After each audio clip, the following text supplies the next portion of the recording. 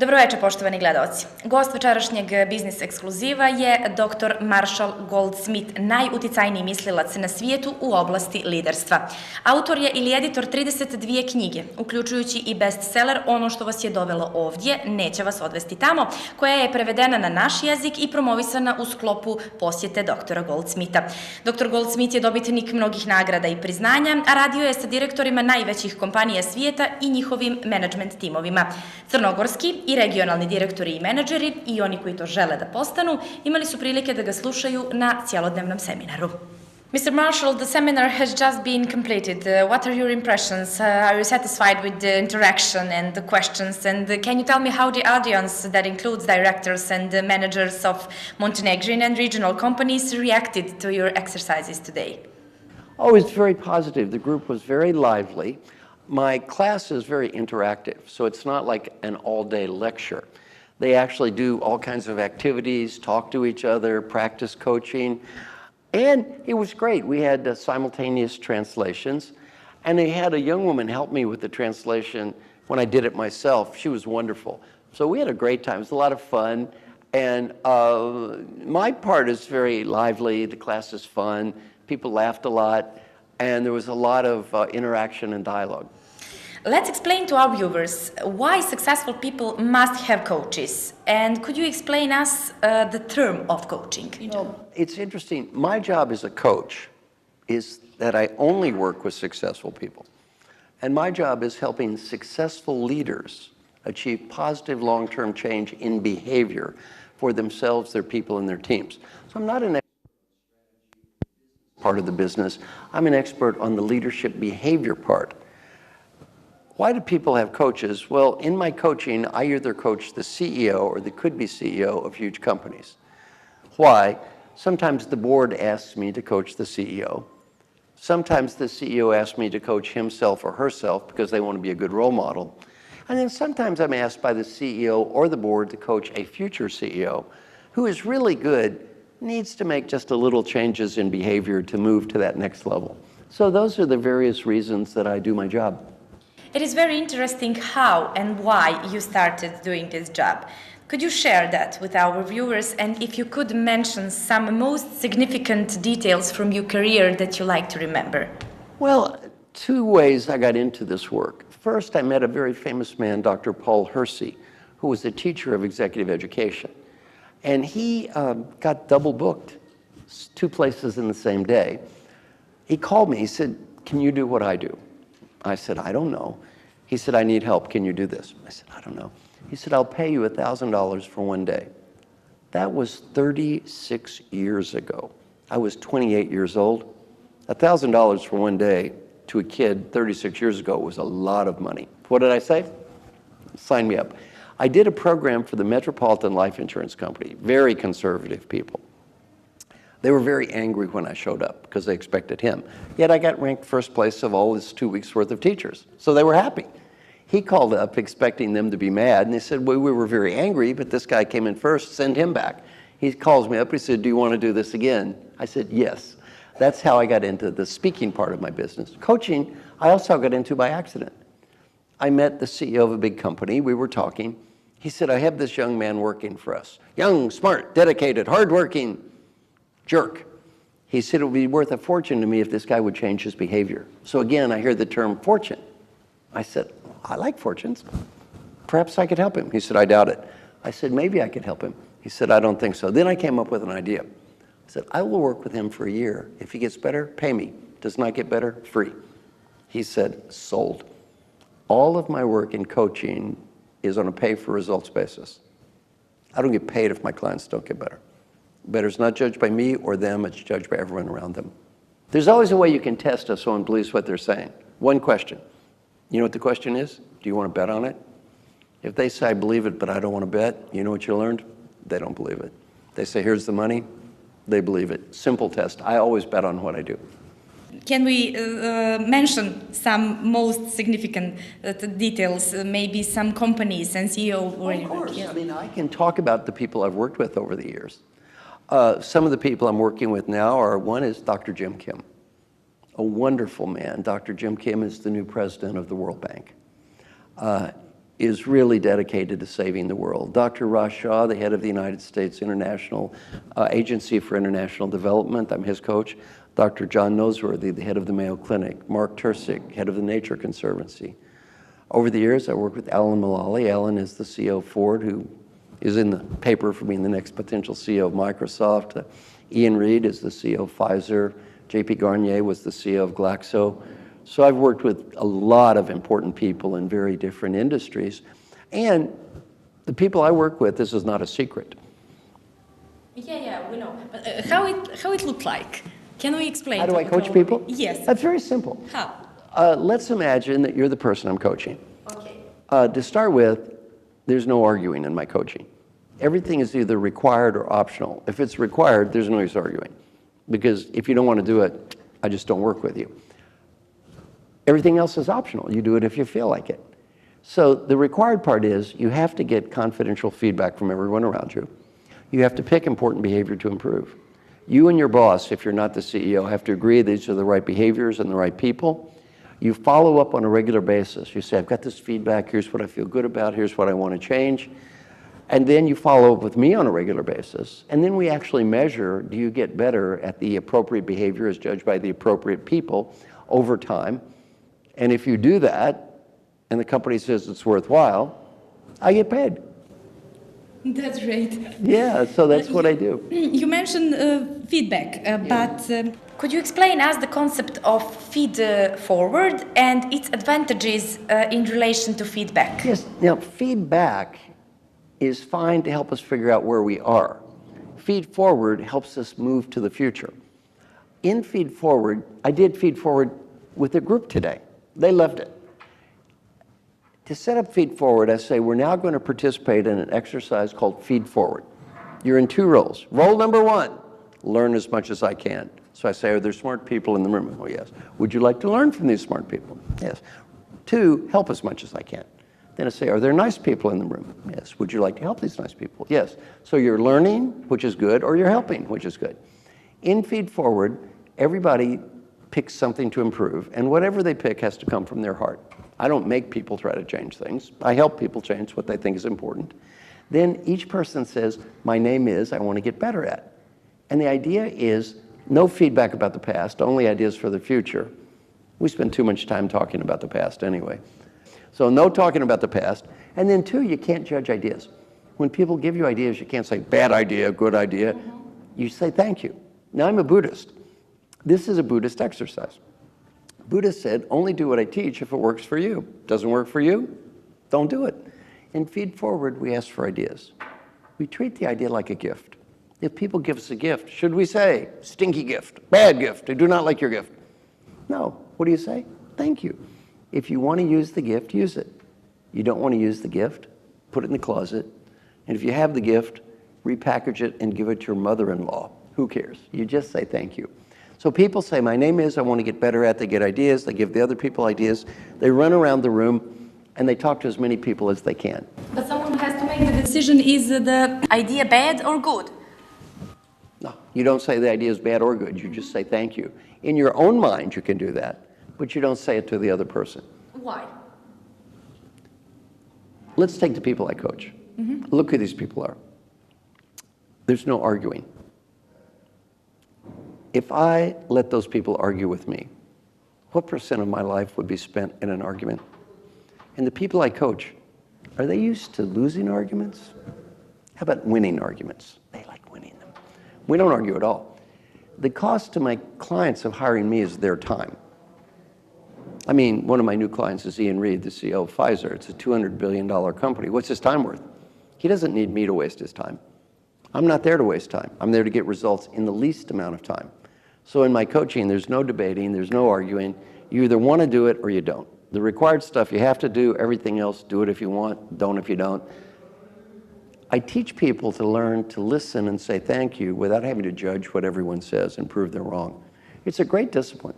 At the end of the exercise, I say, how did you like this exercise? People say positive, useful, helpful, or fun. Then I say, what's the last word you think to describe feedback? They say fun. Well, the reason it's fun is it's focused on what you can do, not what you can't. It's focused on the future, not the past.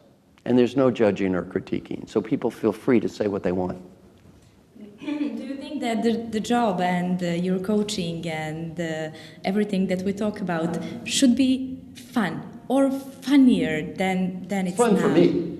See, I'm going to share something with you. It's going to be in my next book. I hope it's okay I share it. See, I've done some pretty extensive research, and you know what my research has proven? We will all be equally dead. I don't know if you knew this, but yes, we're all going to be equally dead here. So let's have a little fun. Yeah, that's great for everybody. Definitely. Yeah, we're all going to die anyway, so you might as well have a good time here, right? Yeah, why be miserable? So let's talk now a little bit about leaders. What are the problems that come along with the leadership position? What is what we need to stop with? And in what manner should a new leader adapt to that position? Well, first I'll deal with what to stop. I was interviewed in the Harvard Business Review and asked, what is the number one problem of all the successful people you've worked with over the years? What is their number one problem? My answer? Winning too much. What does this mean? If it's important, we want to win. Meaningful, win. Critical, win. Trivial, win. Not worth it, win anyway. Winners love winning. Everyone I coach is a winner. It is hard for winners not to constantly win. Now, I have a case study I used with my clients that they almost all fail. You'll probably fail this case study too. Almost everybody fails. Why? Here's the case study. Are you ready? Yes. You want to go to dinner at restaurant X. Your husband, wife, partner, friend wants to go to dinner at restaurant Y. You have an argument. You go to Y. Not your choice. Food tastes awful. Service is terrible. Option A, critique the food. Point out our partner was wrong. This mistake could have been avoided if only you listened to me. Option B, shut up, eat the stupid food, try to enjoy it, and have a nice evening. What would I do? What should I do? Almost every one of my clients, what would I do? Critique the food. What should I do? Shut up. It's hard for successful people not to constantly win. I have another case that's even worse. I was teaching a class. Here's the next case. You have a hard day at work, a hard day. You go home. Your husband, wife, friend, or partner's there. The other person says, I had such a hard day today. I had such a tough day. And we reply, you had a hard day. You had a hard day. What about me? What about me? Do you have any idea how much I had to put up with today? Do you think you had a hard day? We are so competitive, we have to prove we're more miserable than the people we live with. I gave this example at a class at Dartmouth College. This guy in the back raised his hand. He said, I did that last week. I said, what happened? He said, my wife looked at me. She said, honey, you just think you have had a hard day. It's not over. But what is the right reaction when someone comes and say, I had a hard day at work? Well, let me tell you, I got an email, about 4 months ago that made me feel good for a whole week. The email said, I know you don't remember me. I was in your class 5 years ago. And the man in the email said, I just wanted to send an email to you today and say thank you. He said, yesterday my wife called me up on the phone and she was very sad. And she talked about what a hard day she'd had. And he said, I was just getting ready to point out how her problems paled in significance to my own.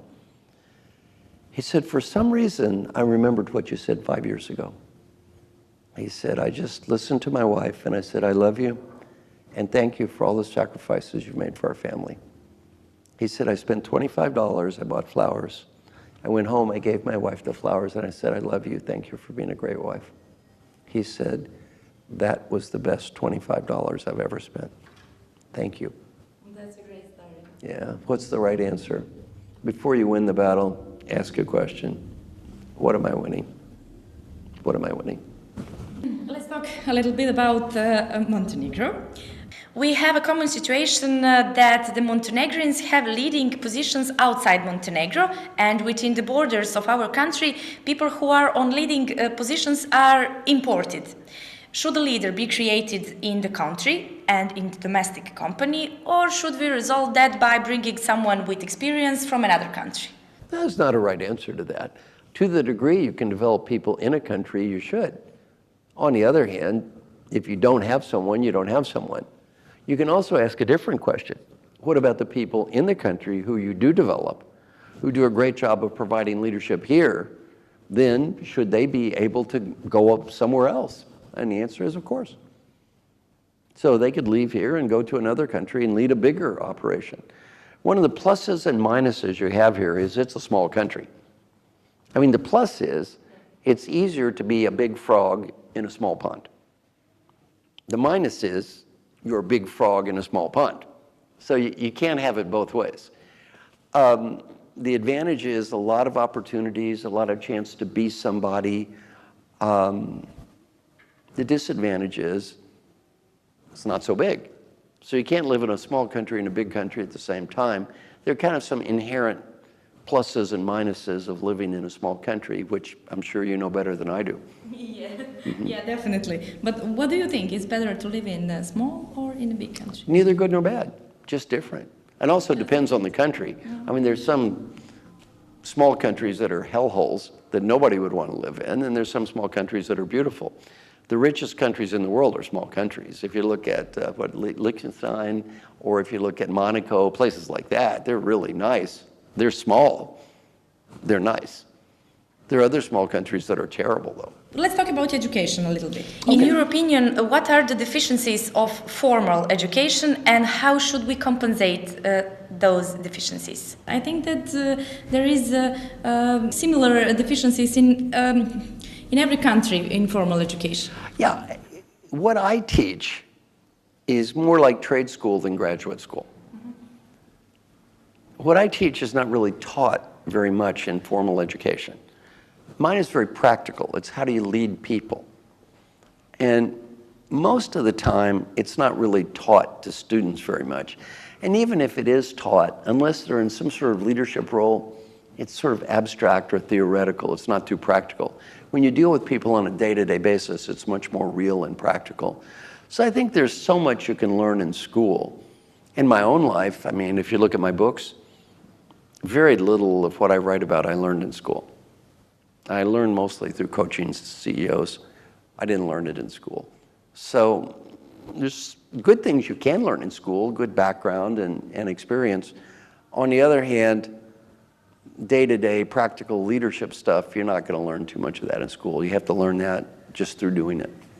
One cannot overlook the economic crisis. It seems that in companies, training of employees and investing in them is the first item in the rationalization plan. How you comment on that? That's typically not a good idea. Yeah. It's typically not a good idea because what happens is many times when times get worse, leaders don't have the courage to make hard decisions. So they do these dumb things like 10% across the board cuts. Well, that means you're cutting the best part 10% and the worst part 10%. That means you're cutting the things you should invest in 10% and the things you should get rid of 10%. I think it's always better if leaders make hard decisions when times are tough and say, what is growth and what isn't growth? And there are going to be areas where you do need to invest in training, you need to invest in R&D, and cutting those can be a huge mistake. And it's often done in this sort of knee-jerk, you know, just let's say cut 10% or cut training or whatever. It's very easy for a corporation to make numbers in the short term. Cut all R&D, cut all training. You know, you can just go through a pretty much standard list. Anybody can look good for a year. The problem is you do that 2 or 3 years, the company dies. Can you tell to our viewers what are your plans in the next period? We heard a new book. What else? I've got a new book coming out. My next book is called Triggers.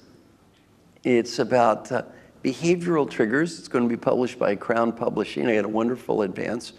And my biggest selling book is called What Got You Here Won't Get You There. That book has been translated, just translated here, the 30th language. So this is my 30th language, bestseller in 12 countries. So that book is hugely popular. And it's about interpersonal relationships. My second biggest selling book is called Mojo. That's about intrapersonal relationships. It's much more philosophical and looking at life. And my new book is about triggers. It's about our relationship with our external environment. And it's about how the world changes us and how we change the world. And the book says we don't totally create the world ourselves. You can go to motivational speeches all you want to, but there is a real world out there. You can't wish it away. On the other hand, we do have some say in how the world is created. So the book talks about the ongoing dance we have with the world around us, how we constantly create it and it constantly creates us, and it gives people ideas on how they can do a good job of the best we can do of creating a positive world for ourselves. You have so much energy. How? Well, you know, I'm a Buddhist. And one thing I like to do before I work is I have a Buddhist chant. And I find this chant gives me so much energy. I did it today before I taught the class here in Montenegro. Would you like to learn my little Buddhist chant? Yes, of course. Okay, you have to do your hands like this. I want you to breathe. And the chant goes like this. There's no business like show business, like no business I know. Great. Thanks a lot. And when I coach my executives, Yeah. I always use this as an example. Sometimes they whine and complain. Do you know what I tell them? Have you ever been to a Broadway play? I say, of course. I say, did the young people out there complain and say, my foot hurts? My aunt died last week? No. Every night they go out and work hard. They never complain. You know why? It's showtime. Then I say, the kid is making 1/100th of what you're making. 1/100th of what you're making. If that kid can go out there night after night after night and work hard and never complain, You can do it. so can you. Yes. Showtime! Thank you very much. Thank you so much. I enjoyed talking with you. Thank you very much. Poštovani gledalci, nadam se da vam je bilo zanimljivo kao i meni. Bio je to doktor Maršal Goldsmit, najuticajniji mislilac na svijetu u oblasti liderstva. S vama smo ponovo naredne subote u 20:45.